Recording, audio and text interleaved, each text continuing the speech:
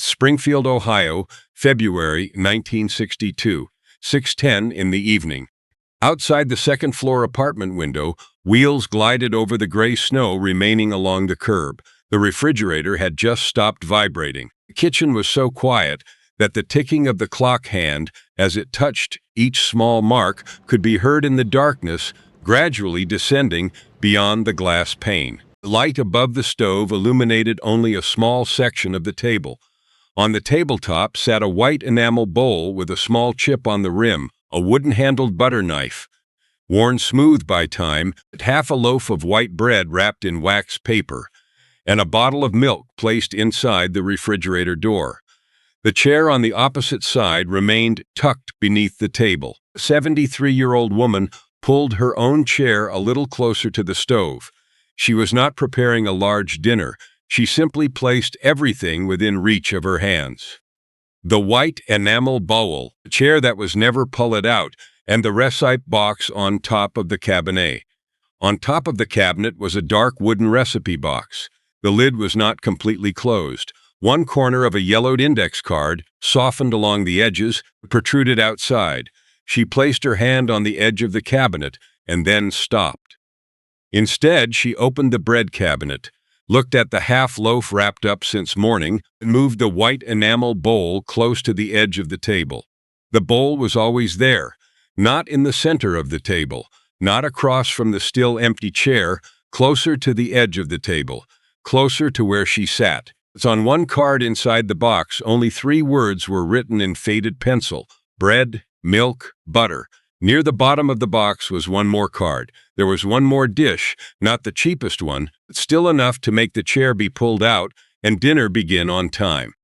When the recipe box was opened, the scent of old paper, dry wood, cinnamon powder, and a layer of cooking oil, absorbed through the years, rose together. The cards were not arranged in order. One card read, bread, a little butter.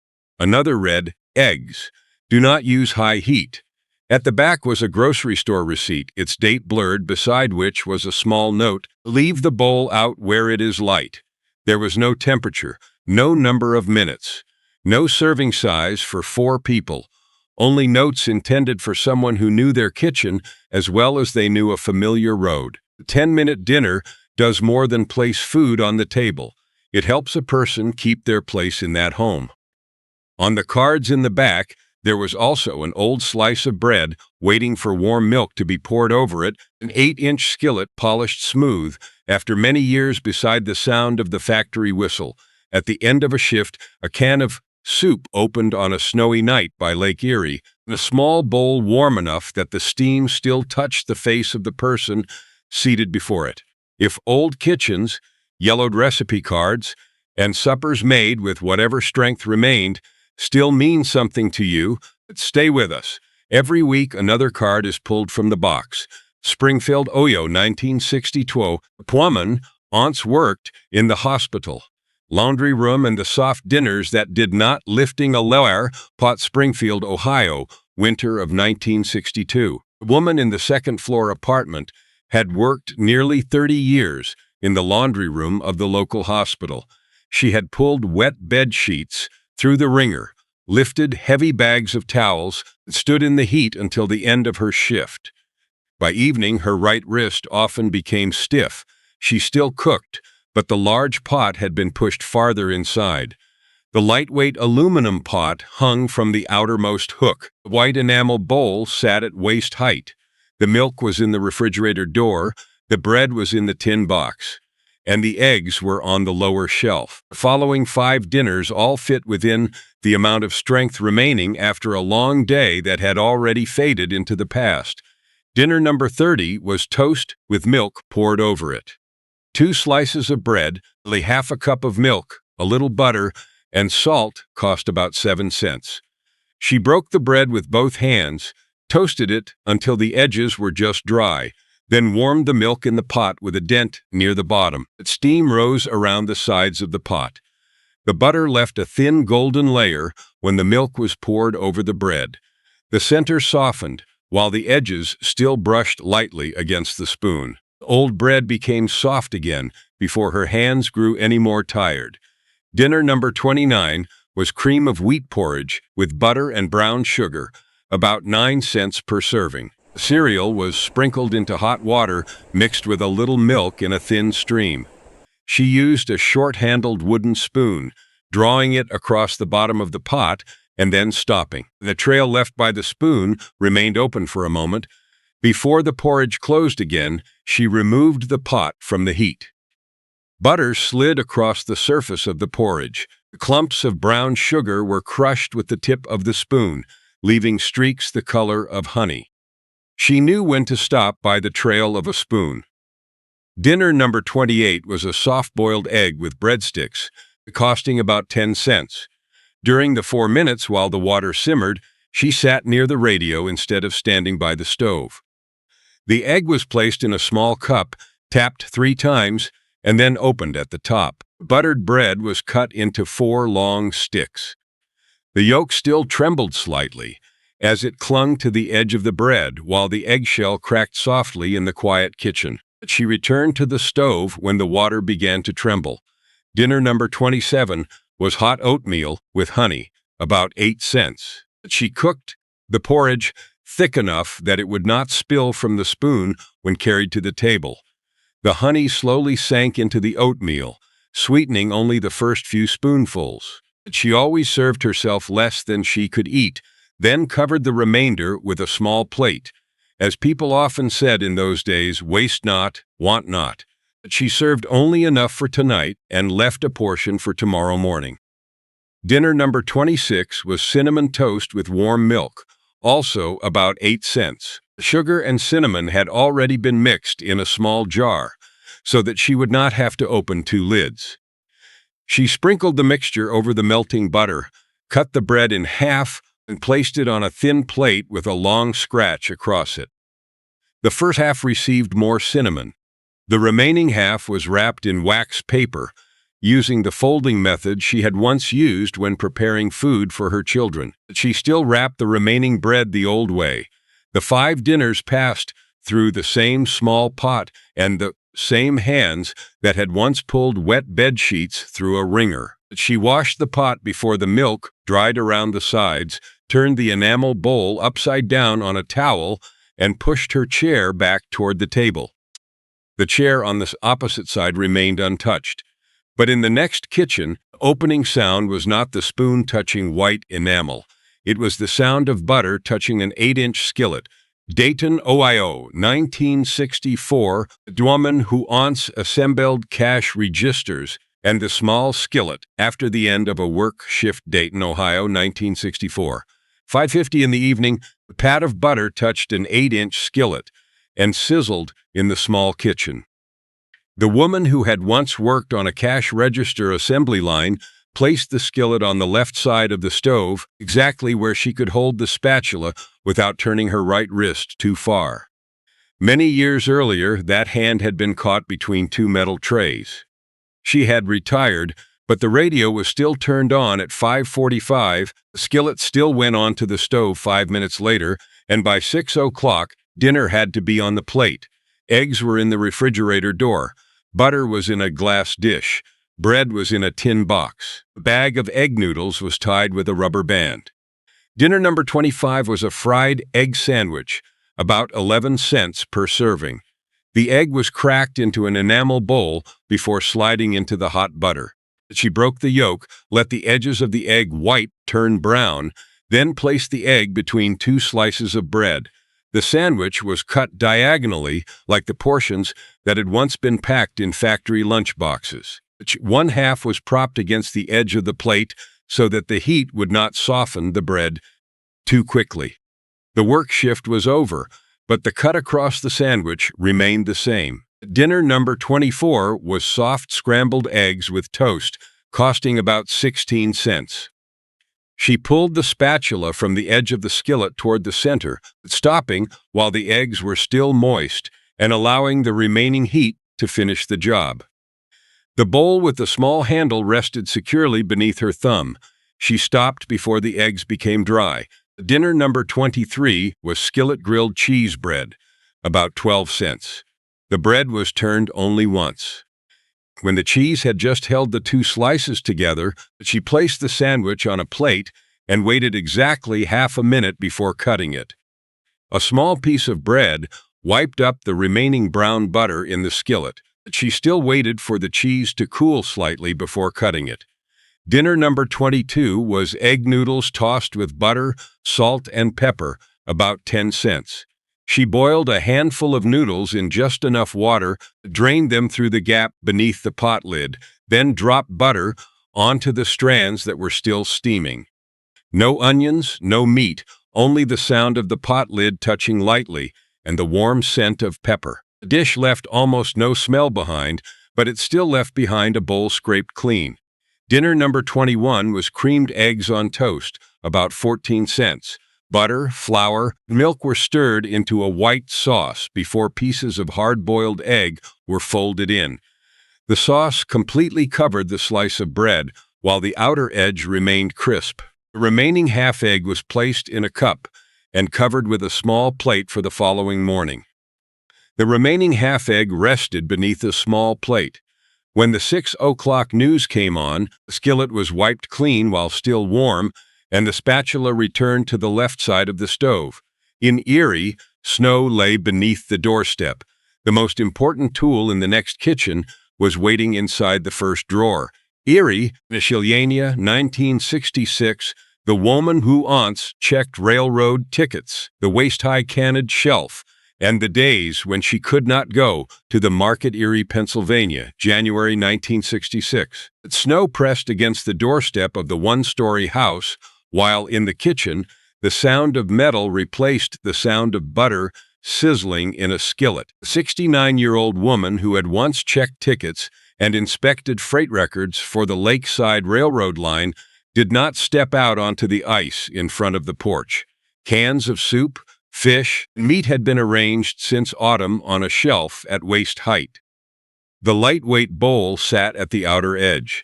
In the first drawer was a can opener with a cloth-wrapped handle so that her hand would not slip. A recipe box was pulled out.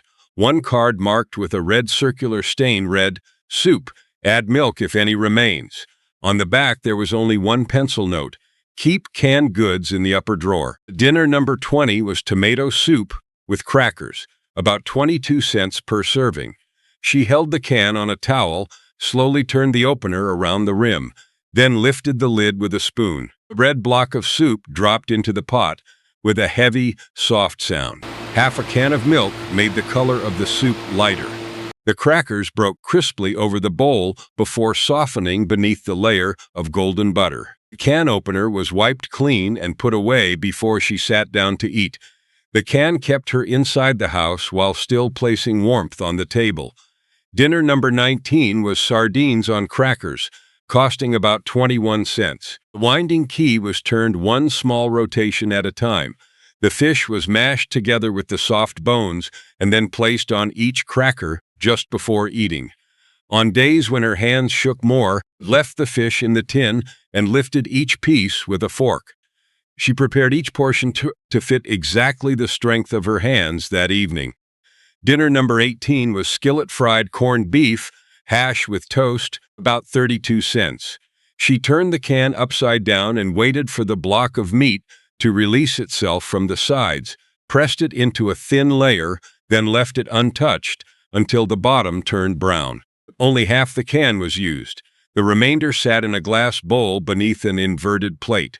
Around many Midwestern kitchen tables, there was an old saying, "Save it for a rainy day." The second half of the can was already waiting for tomorrow. She opened one can but did not use all of it in a single day. Dinner number 17 was tuna mixed with mayonnaise on toast, about 26 cents. The tuna was flaked apart with a fork, mixed with one finely chopped pickle slice, then spooned onto a single open-faced slice of bread. There was no slice of bread on top.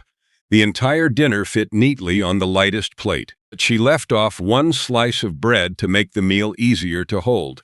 Dinner number 16 was canned chicken noodle soup, with leftover rice added, about 27 cents. 3 spoonfuls of rice from the previous day were dropped into half a can of soup being reheated. The grains separated, absorbed the broth, and made the spoon heavier. The remaining half can was transferred into a small container. She wrote the opening date on a piece of paper placed underneath, just as she had once recorded train times in freight logs. She wrote it down so that nothing still usable would be forgotten. Outside the door, snow still covered the steps completely. The can opener was wiped dry, and the card marked with the red soup stain was placed at the front. The next kitchen had no snow. Inside it, bread was warming, and cheese was beginning to soften. Toledo, Ohio, 1965. Bowman Onsi sewed automobile seat covers, and the slices of bread that kept dinner in shape. Toledo, Ohio, 1965. The smell of warm bread moved through the apartment before the plate was set on the table. The woman who had once sewn seat covers for an automobile supplier stood beside a toaster oven placed against the wall. The index finger of her right hand was slightly bent, after many years of pulling thread through thick fabric. On the stovetop there was only a flat skillet, a yellow-handled butter knife, and a lightweight plate beside the bread box. The china dinner set used for guests rested on the upper shelf. She could not reach it. In this kitchen, bread held tomatoes, beans, cheese, and hot sauce together in portions that could be carried with one hand. Dinner number 15 was stewed tomatoes on toast, about 15 cents per serving. She crushed canned tomatoes in a small pot, added butter, salt, pepper, and a pinch of sugar. The bread was toasted brown on both sides. The tomatoes were spooned only into the center so that the outer edges remained dry and could be picked up when needed. The remainder in the can was transferred into a glass jar placed directly in front of the refrigerator. She seasoned canned tomatoes the same way she had once seasoned the last tomatoes of the season from the old garden. Dinner number 14 was baked beans on toast, about 19 cents. Half a can of beans was warmed over low heat, sometimes with a slice of sausage left from the previous day. A thick-handled spoon was already waiting in the first drawer. The sauce soaked into the center of the bread slice, but stopped before reaching the edge of the plate. The sauce stopped just before it reached the edge of the plate. Dinner number 13 was broiled cheese toast, costing about 13 cents. The cheese covered nearly the entire surface of the bread, leaving a border so that she could see when the edges began to brown. The aluminum tray was pulled out with an old towel that had a scorched corner. She waited 30 seconds before cutting it in half. The smell of cheese reached the living room before the plate did. Dinner number 12 was quick Welsh rarebit, about 22 cents. Cheddar was cut into small pieces and stirred together with milk, butter, and a pinch of dry mustard. She did not use a grater because it was difficult to hold securely. The thick sauce flowed over one edge of the bread. The sauce covered the toast before the pot left the stove. Dinner number 11 was creamed eggs and peas on toast, about 18 cents. One hard-boiled egg was finely chopped. A few spoonfuls of peas from pre-portioned packages were folded into a white sauce and then spooned onto toasted bread. The separate ingredients were not enough to make a meal. No white sauce remained on the plate when supper ended. When she finished eating, the yellow-handled knife was wiped with the corner of a towel. The baking tray was stood upright against the wall, and the plate was washed before the sauce dried. In the next kitchen, the chair stood closer to the window than to the stove. Inside the recipe box was a card that read only, "Keep the knife beside the chair." Canton, Ohio, 1967, the woman aunts worked as a switchboard operator, the chair by the window, and the dinners brought directly to where she sat. Canton, Ohio, autumn of 1967. Rain tapped lightly against the window behind the laundry shop, while inside the apartment, the butter knife was already resting in a cup beside the chair. The woman who had once worked in the switchboard room of the telephone company pulled a small armchair closer to the window. Many years earlier, the left hand held the connecting cords, while her right hand moved plugs among the rows of jacks before her. By this time, everything she needed was also placed within the same reach. A lightweight plate, paper napkins, a salt shaker, a glass of water, and a radio against the wall. The recipe box was opened on the table. One card stained with peanut butter read, "Banana, peanut butter, bread." The card behind it contained only 4 words, "Keep the knife beside the chair." Dinner number 10 was a peanut butter and banana sandwich, about 14 cents. She sat down before opening the jar whose lid had already been loosened that morning. The peanut butter was spread thinly. The banana was sliced directly onto the plate, then arranged in a row. One half of the sandwich was eaten first. The other half rested beneath a paper napkin. The knife returned to the cup, not hidden beneath breadcrumbs. Dinner ended in the exact place where she had first sat down. Dinner number 9 was peanut butter and banana on crackers, about 10 cents, and she prepared each cracker just before eating so that it would not become soft. A paper napkin beneath the plate caught the small crumbs. She prepared the next cracker only after the previous one had disappeared. Dinner number 8 was cereal with milk and half a banana, about 17 cents. The cereal had been transferred into a low tin container, while the milk had already been poured into a small bottle since noon. The cornflakes crackled in the bowl before the milk touched the bottom. The small bottle had done the work of the large bottle.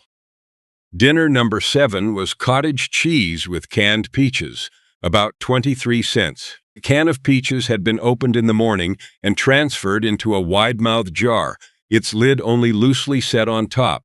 2 peach slices rested beside the cold cottage cheese on a small plate. No knife, no stove. She did not cook, but she still served herself a meal. Dinner number 6 was hot oatmeal with butter and brown sugar, about 9 cents. She placed the pot on the stove, sat down while the water heated, and returned only to sprinkle in the oats, stir, and lower the heat. The bowl was set on a small plate before being carried to the window. She did not stand any longer than the pot truly required her to. After the meal, the milk bottle was turned upside down on a towel, the knife returned to the cup, and the card was placed at the front. Near the bottom of the box were 2 even shorter notes: cornbread, buttermilk, and beans, 2 sausages. Those cards led southwest to a kitchen that still carried coal dust, night shift mealtimes, and the habit of never throwing away anything that could still be used. Canton, OEO, 1967, evenings that did not warrant a second trip. Back to the kitchen, Canton, Ohio, autumn of 1967.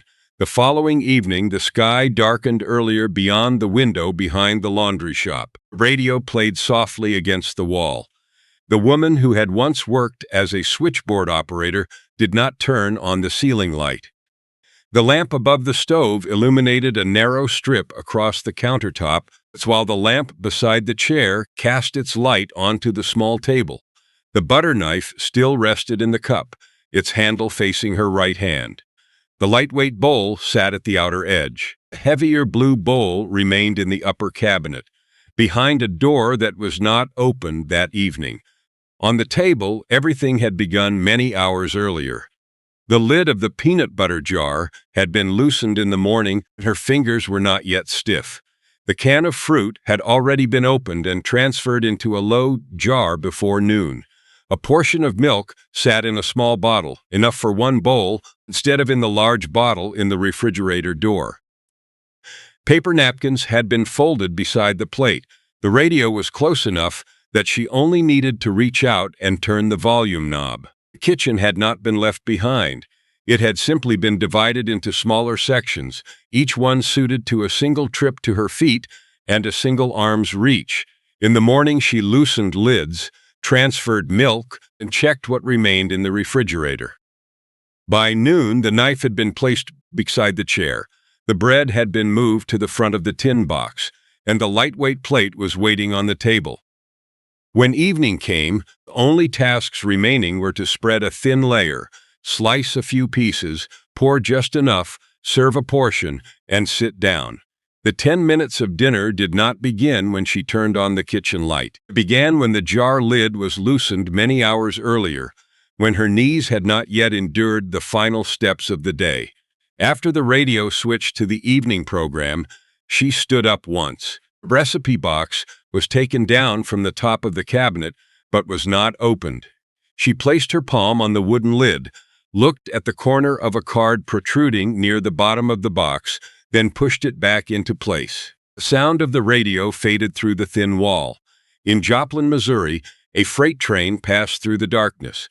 On the stove in the next house stood an enamel pot, a can of beans, 2 sausages, a piece of cornbread from noon, a jug of buttermilk, and a spoon whose handle had been worn smooth and pale with use. Joplin, Missouri, 1954, the wife of a lead-zinc miner, the cards near the ballon of the box, and the dinners that no longer, naked complete, recipes Joplin, Missouri, 1954. A freight train passed outside the town, causing the window panes in the wooden house to tremble slightly. At the stove sat a small enamel pot. The woman, who had spent most of her life with a husband who had once worked in the lead zinc mines around the Ozarks, placed 2 bowls on the table, then returned one of them to the shelf. Her husband no longer worked in the mines. Long bouts of coughing often interrupted supper, and the portions gradually became smaller. There were no longer large pots of beans for those who stopped by after the night shift. In the cupboard there were only canned beans, bread, cornmeal, buttermilk, flour, bacon grease, sausages, and a jar of black pepper. The recipe box was pulled down for the 4th time. The cards near the bottom were darker in color, their corners softened and their surfaces marked by stains of dried grease. One card read, cornbread, buttermilk. Another contained only grease, flour, milk, pepper. At the very bottom were 2 lines, beans, 2 sausages. There were no measurements or times. She scooped flour with a handful, judged the thickness of the sauce by the trail left by a spoon drawn across the bottom of the skillet, and sliced the sausages into thin rounds, as she had done for many years. Missing parts of the recipe remained in those motions. Dinner number 5 was baked beans on toast, about 12 cents per serving.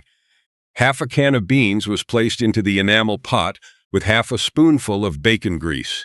The heat was kept low so the sauce would not stick to the bottom. The bread was toasted dry and placed on the plate before the hot beans were spooned into the center. The smell of smoke rose together with the slightly sweet steam of the beans, while the edges of the bread still held their crispness. The remainder was transferred into a jar with a metal lid and placed beside the jug of buttermilk. The bread still absorbed the final spoonfuls of sauce, just as it had on those old evenings after the end of a work shift. Dinner number 4 was pimento cheese spread on bread, about 13 cents. She drew a layer of orange-colored cheese across the surface of the bread, pressed 2 slices together, and cut them into 4 squares with 2 intersecting cuts. The pieces were not stacked. Many years earlier, that method of cutting had helped her husband eat more slowly between short breaths. Tonight, only 1 plate was used, but the knife still followed the same 2 old lines. She still cut the sandwich into 4 small pieces. The knife was set down. There was no longer the sound of the oven, bubbling cheese, but your metal turning around the rim of a can. On the table remained only a piece of cornbread, a jug of buttermilk, a bag of flour, a jar of grease, a can of beans, 2 sausages, and a spoon whose handle had been worn smooth and pale. The final 3 dishes required no additional ingredients. They simply lay deeper within the habits that the kitchen had never left behind. Joplin, Missouri, 1854, cornbread, milk gravy, and the last bowel still warm. Joplin, Missouri, summer of 1954. A piece of cornbread left from noon crumbled dry beneath her fingers before cold buttermilk was poured over it. Dinner number 3 cost only about 7 cents, 1 piece of cornbread and 1 glass of buttermilk. Broke the bread into uneven pieces in a bowl, poured in enough milk to reach the surface, then pressed the dry pieces down with a spoon. No sugar, no heat, no pot that needed washing. The bread had been left uncovered just long enough since noon for the outside to dry, while the inside still held the aroma of toasted cornmeal.